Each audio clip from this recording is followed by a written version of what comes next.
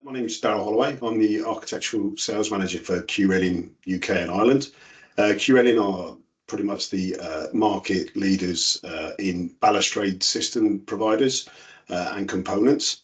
I've been around in the UK for 20 years. It's our 20th year anniversary this year in the UK. And yeah, we supply to end users right way up to tier one main contractors. So small residential jobs right up to 3,000 metre multiple balustrade systems.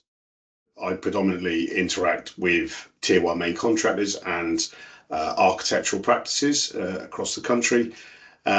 Construction has had a large problem with its impact it has on the environment for many years, and it's only been the last few years that it's really woken up and decided it needs to do something about it. And when you are engaging with main contractors, tier ones, etc., it's now become an absolute necessity that you can prove the impact of your products and systems on the environment and essentially their building that they have to provide to their client. So yeah, it's been probably over the last couple of years that they've been asking for them, and we've been on a path to get them.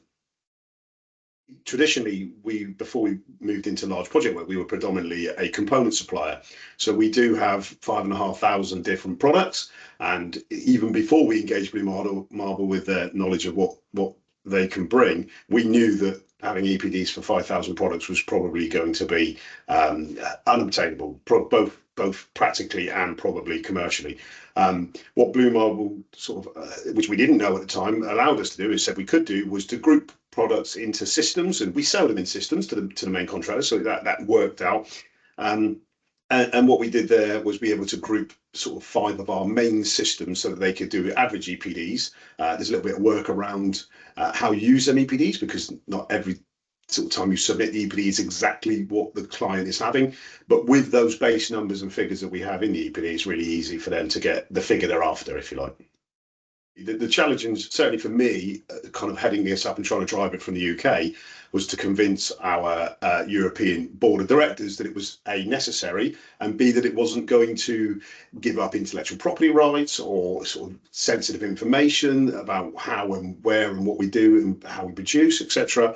But Sam from Blue Marble was very good at reassuring us, and he sat on various teams meetings with myself and some colleagues in Germany to sort of alleviate that sort of pain they thought we were going to go through, which, yeah, that was certainly a help for me. That was definitely one of the challenges that we were going to face and that were alleviated. That was the earliest challenge, put it that way.